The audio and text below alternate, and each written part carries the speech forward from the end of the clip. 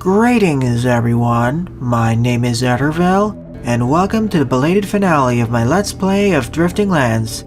First off, I'd like to apologize for the long delay between this and the previous episode, where I unlocked Grade 6.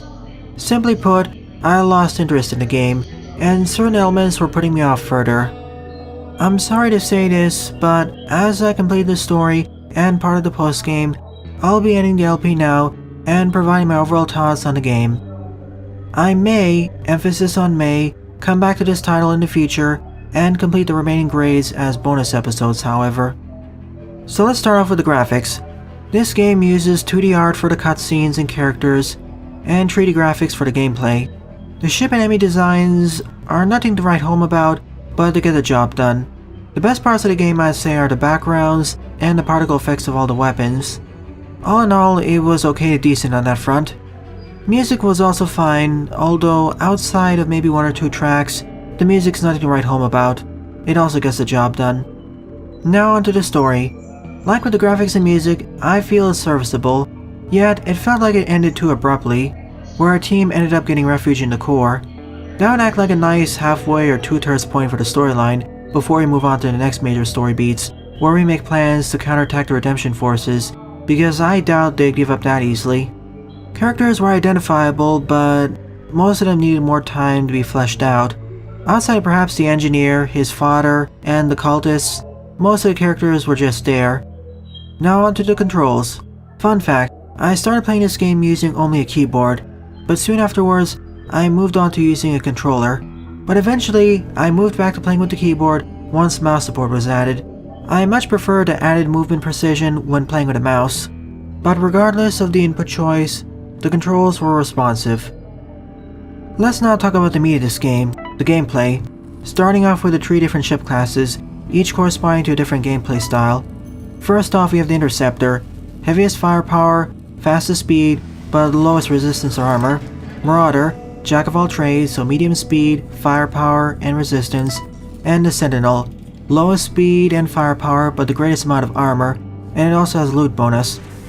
Essentially, the way I see it, Sentinel is the easier mode, Marauder is normal-ish mode, and Interceptor is the harder mode. You'll be able to power through every challenge on Sentinel, but it'll take the longest to get through the game due to having to farm up for more credits and loot. Marauders for those who are somewhat skilled in these arcade shmups, and Interceptor is for those who are really skilled with these sorts of shmups, and you can clear the game the fastest using these. Now, I wish this game was more creative in terms of its ship upgrades. Instead of a straightforward standard to premium to elite path, I would like if there was more unique ships. Perhaps on tier 3 there could be 2 hybrids in between each of the 3 classes. For example, a hybrid that has traits in between the Interceptor and Marauder, and perhaps another hybrid that has traits in between the Marauder and the Sentinel. Or let's take it another way, perhaps 2 more specialized classes, like an Interceptor that has even more firepower but has tissue paper armor, and a reverse scenario with a Super Sentinel or something. The way the game handles its progression systems is basically like an ARPG, such as Diablo, Path of Exile, or Torchlight. All these equipment drops can have varying stats and unique abilities. For example, the Motor Aid. It has a 25% chance to break on auto-retreat, but the benefit is that repair skills will start shield regeneration instantly. Another good example is the Fuse. I would have replaced this armor piece earlier had it not been for this unique trait, where if any item should have broken, this one will take the hit instead. This is extremely useful on normal mode, and to a lesser extent on forgiving mode. Even though usually items of higher rarities are better, that isn't always necessarily the case because some items and skills synergize better than others. But going back to progression, the way you progress in this game is by upgrading your stats and collecting credits and loot drops throughout the missions. This game didn't have a leveling system, so what it did instead was gate equipment pieces based off of stats. And there's more depth than what you expect, especially when you get to the offensive and defensive modifiers. I liked the variety of skills this game had. There's plenty to choose from, and especially when you get the expert ones, there's plenty of room for expert play and synergies. I should have used the Plasma Spear more, as apparently it has the highest DPS of any active skill in the game. Now talking about the missions. It appeared that every mission focused on combating only one enemy faction, not multiple at a time, barring the Crusader battle, but that's a special exception. And I like how all 3 enemy factions were usually identifiable based off of both their design and color schemes. A smooth steel white and gray for Redemption, a sharper red for the Corinthians, and a jagged crystally purple for the Feral Machines. The same applied for the different damage types. I liked most of the boss battles in this game, barring the Hunter, although I have a problem with how they're implemented, mainly the time limit. As you saw, especially during the Hunter encounters, if you take too long to defeat a boss, they'll just retreat and it counts as you failing the mission. I wouldn't mind it too much if it weren't for these mission chains, where if the Hunter manages to escape, it counts as a failure and you're sent all the way back to the start of the chain. If you could repeat the boss mission, I'd be fine with it. Plus, compared to all the bosses, I found the Hunter to be the most challenging, especially how it fills the screen with all those projectiles and lasers, and how it splits into 3 smaller ships.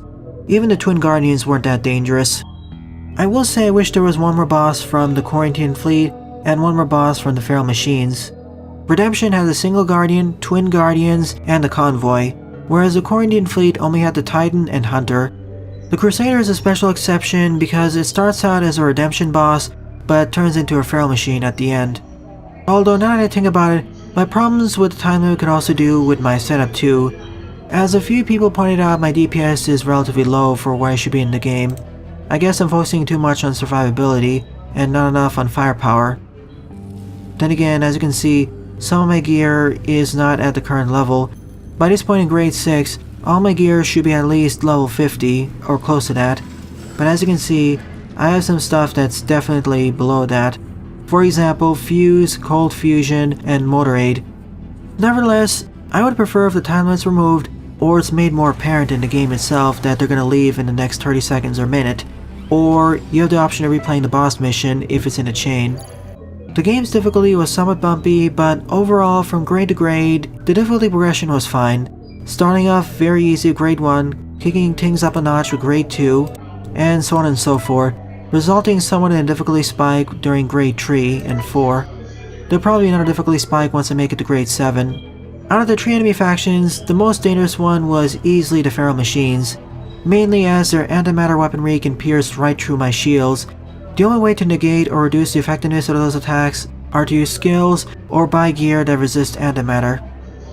From what I understand, one of the primary reasons why the game's main campaign feels like it ends too abruptly was because the developers ran out of money, and unfortunately, the game had an okay reception and middling sales, which prevented devs from adding more content in the future, unfortunately. Because I've noticed, starting from grade 5 or 6, perhaps even earlier, many of the enemy waves and patterns started to repeat themselves, just with more damaging and durable enemies, and sometimes with more enemies backing them up. Perhaps that'll change once I get to grade 7 or 8, as I said. This was more of a low to medium budget game after all. Unfortunately, because of the lack of enemy waves and enemy variety, it resulted in my fun of the game gradually decreasing once I completed the story. The variety in enemy ship types is acceptable, but only up until grade 5. Starting from grade 5, I noticed no more new enemy types showing up. Perhaps this pattern will break when I get to the higher grades. So all in all, I found this game to be okay to decent. It was an interesting blend of a arcade shmup with RPG elements.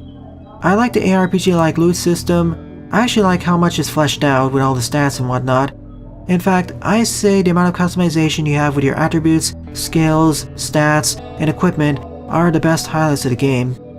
Where the game falters is with its shmup segments, unfortunately. That's the part that need more fleshing out.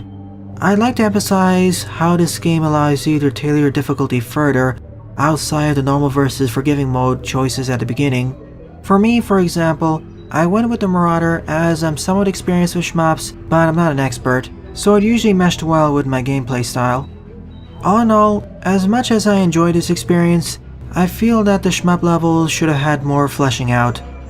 So I'd recommend this game to people who like playing shmups, as well as those who like having the option to customize their playstyles. Although I recommend you wait for a sale, and if you want to go to the game faster and you don't care about the achievements, I suggest you play the game on forgiving mode. Well then, I hope you all enjoyed my Let's Play of Drifting Lands, viewers. Once again, I apologize for the very long delay between this and the previous episode, and I thank the developers for providing me with a key so I could LP their title. If you enjoyed this Let's Play, please rate, comment, favorite, and or subscribe, as they all help with the channel. Don't forget to follow me on Twitter as well, and join my Discord server, as I regularly post updates there. Thanks for watching, and I hope to see you all in a future Let's Play.